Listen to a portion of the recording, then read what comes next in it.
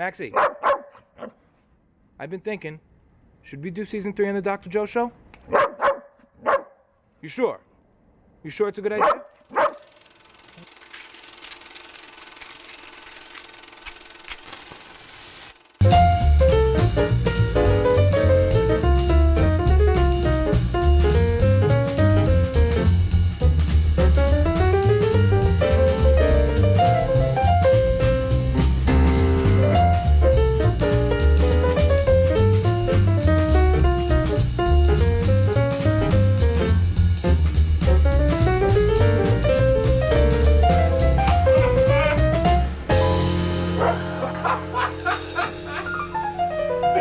You know, that's what I'm talking about.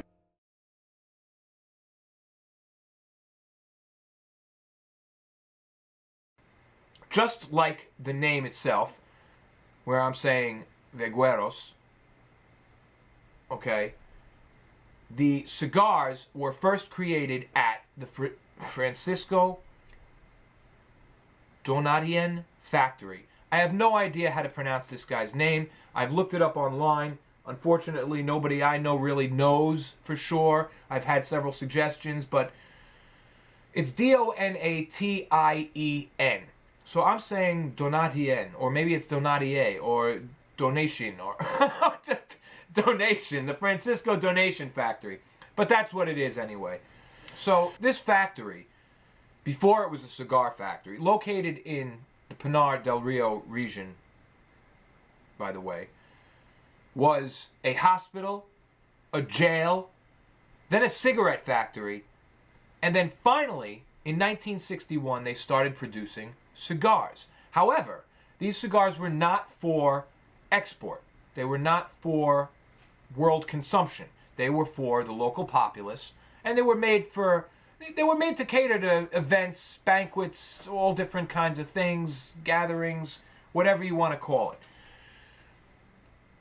Now, I couldn't find out online if these cigars even had a name at that time in 1961. They didn't become a brand registered for export until way later, and we'll get there.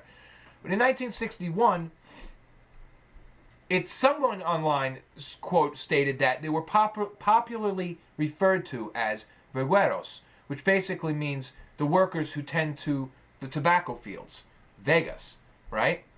So I don't know if, that's how this cigar got its name, or if it was actually named that at that time moving forward. I think it probably wasn't named, and it was just a cigar made for the local populace, and they called them Vegueros, and that's how the cigar got its name. Now, fast forward 1997. You might see, there's no history there. No hits. 1961 they started making them. End of history. 1997.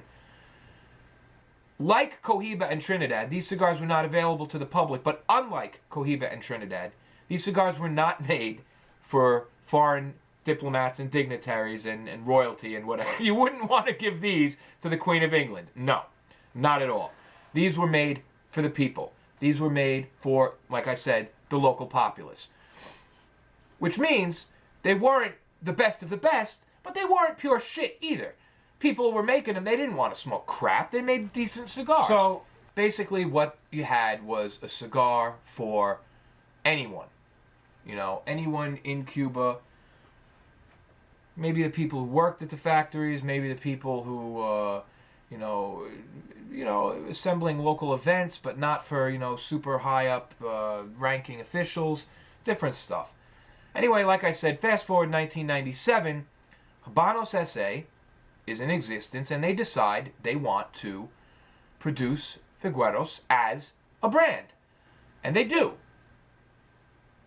Now, it's funny here, because at this time, 1997, remember, edition limitadas do not exist, regional editions do not exist, grand reserves and reserves do not exist, nothing fucking exists, except standard Cuban cigars, really.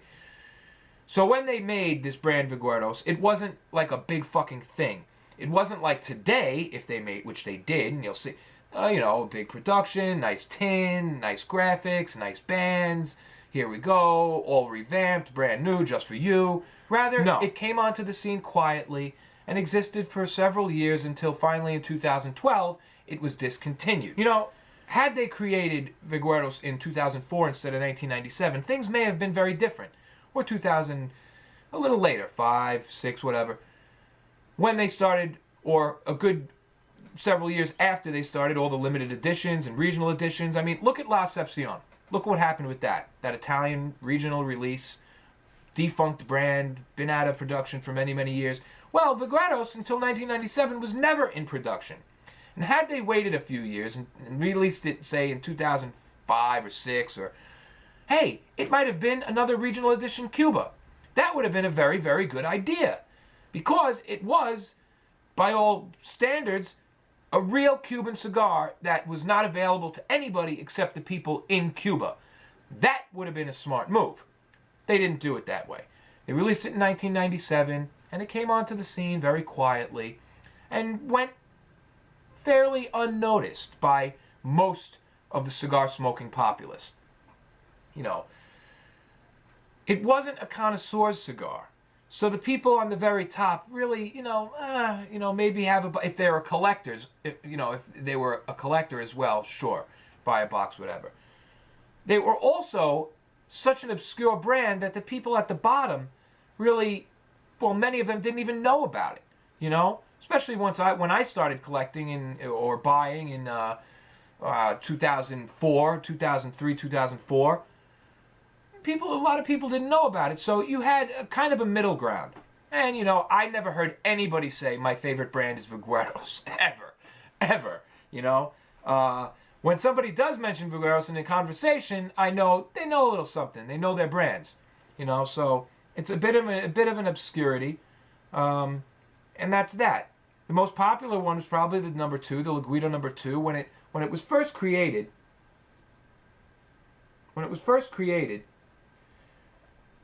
You had 4 sizes. I have them right here. The Especial number 1, number 2, which were Laguito number 1, number 2, and the Mareva, a 5x42, and the Seoane, Seoane, a 4x33 inch cigar, small panatella. So you had those 4 cigars. I've seen the most I've seen is obviously the number 1 and number 2. The other ones I think are, quite rare. So all those years, they just kind of were in existence until finally, in 2012, they called it quits. They threw it out. Why? Well, because nobody was fucking buying it. They were producing very little by then because nobody was really asking for Vegueros, and they just decided, can it? However, they had something in the works, obviously. This.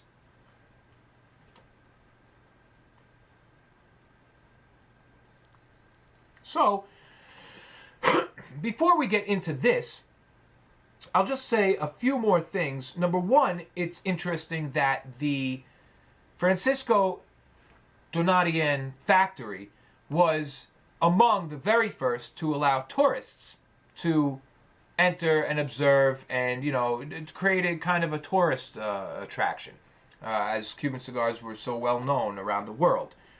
That's kind of interesting. So here's a building, where cigars are being produced, probably one of the only, if the only buildings where cigars are being produced way outside the capital, not in Havana, where you have the Partagas factory and et cetera, et cetera. And you have tourists going there. Now, funny thing is, if you remember, and I think you can still see it, I think I still have that video linked on my homepage, and I'm about to take it down because I'm redoing some things, and it says because I can't go. Well, that's not quite true anymore, is it? It says because I can't go, and it's a Cuban tour, a video of some video somebody shot of a Cuban factory tour. And in the video, at some point, you see a big wooden sign that says Vegueros. They're outside the Francisco Donatien factory. I think I'm pronouncing it right. I think. It's rolling better. Anyway, you'll see that. In the very first cigar Dr. Joe Show commercial trailer, I used a little bit of that video, parts from that video in the trailer. Then we came up with the one that currently, well actually, no, by the time you're watching this, the newest one will be up, which is a combination of several of them. Anyway, back to this. Is there anything else interesting I want to say about the history history of Vegueros.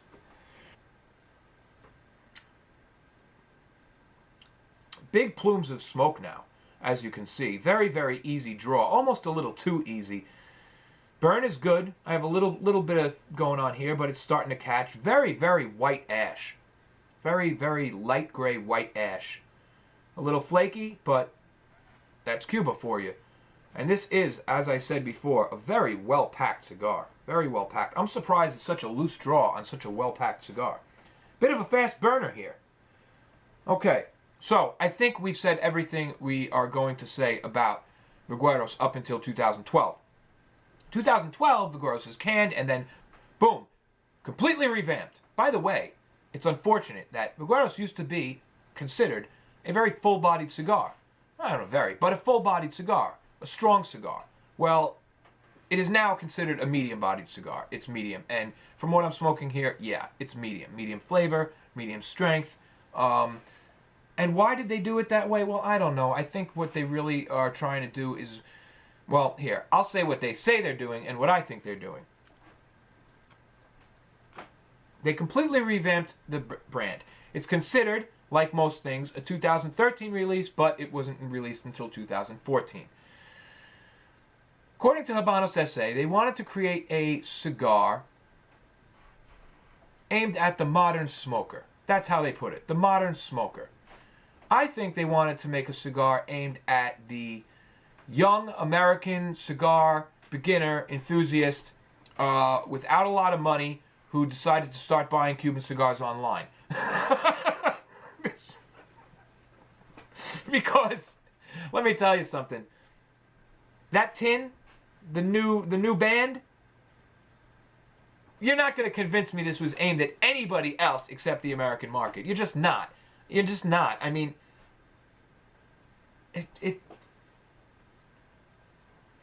come on. Just fucking be honest. You know?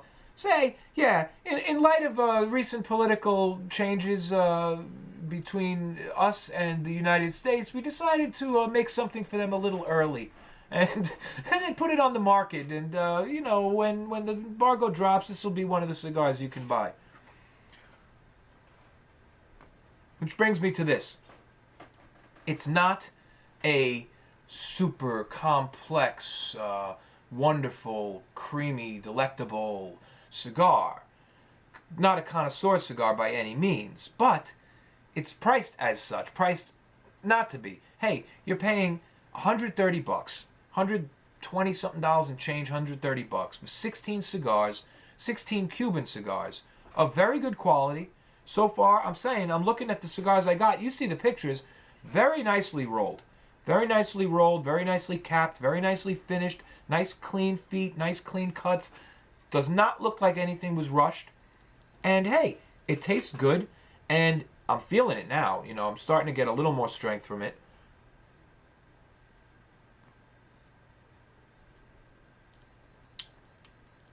These might be one of the lowest priced, you know, decent shape, completely handmade, long filler Cuban cigars you can get your hands on these days. And I think for the price, they're very good. If you need more cigars, you know, if what you're getting, $300, $400, $500 a box is just not enough to feed your cigar habit, and you need some extra smokes, I would say go for these. But let me not say that so quickly. Let's finish our cigar first and see. But so far, I would say not a bad idea. Very nice. We're about to enter our second third. We're about to finish up on our first third. Before we do, I'll just finish up talking about the new release. There were three sizes. The Entretiempos, which we're smoking here, a 52 by 4.3 inch petite Edmundo size. The Mañanitas, a 46 by 3.9 inch petite pyramid. Those look nice, and if I like these, I may decide to get some of those. And then the Tapados, 46 by 4.7, factory size Mareves Grossa, aka Coronas Extra. Very nice sizes, I think. I'm a little disappointed that they didn't leave at least one longer panatella, like the number 1 or number 2, specifically the number 2. That's a favorite size of mine. I really like that shape.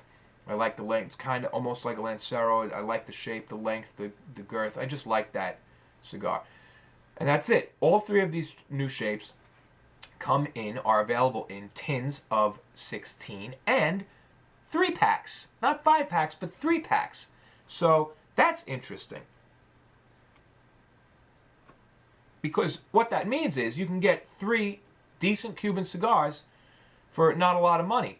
You know, they're breaking it down into very small increments for very low prices.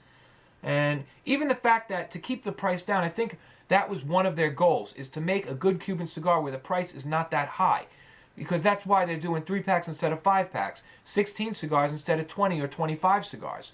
Very oddball numbers, you know. They're saying, well, they could have done a tin 5x5, 25 cigars, you know. Or they could have done a tin 4 rows of 5, 20 cigars. No, they did 4x4, 16 cigars. Let's sell it like that. Keep the price down. See if people get into these. So far I'm liking this. Let's do our first third. Very, very nice ash developing here. Very white. Very good combustion, obviously. Decent flavor. Medium-bodied flavors. Very weedy. Very, very light. You know, in a nice way. I'm enjoying it. I really am. Smoke is getting a little creamier.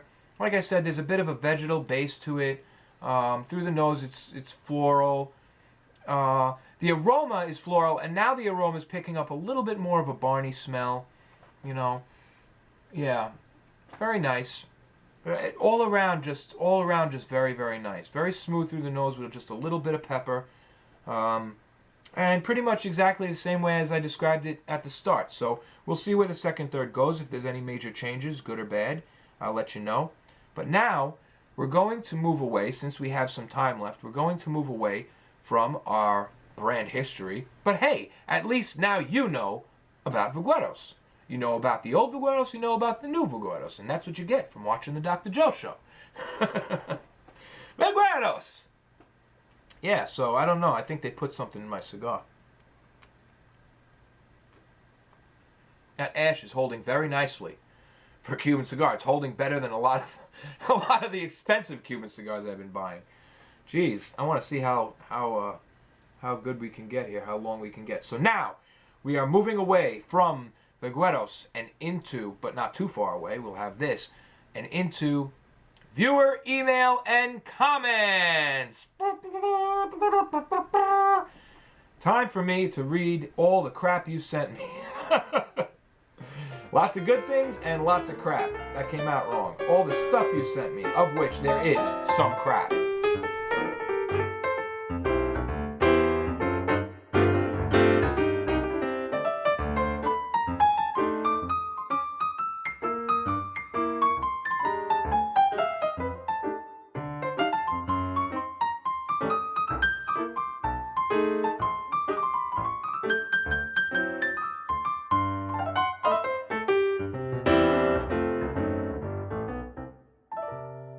Say goodnight, Max.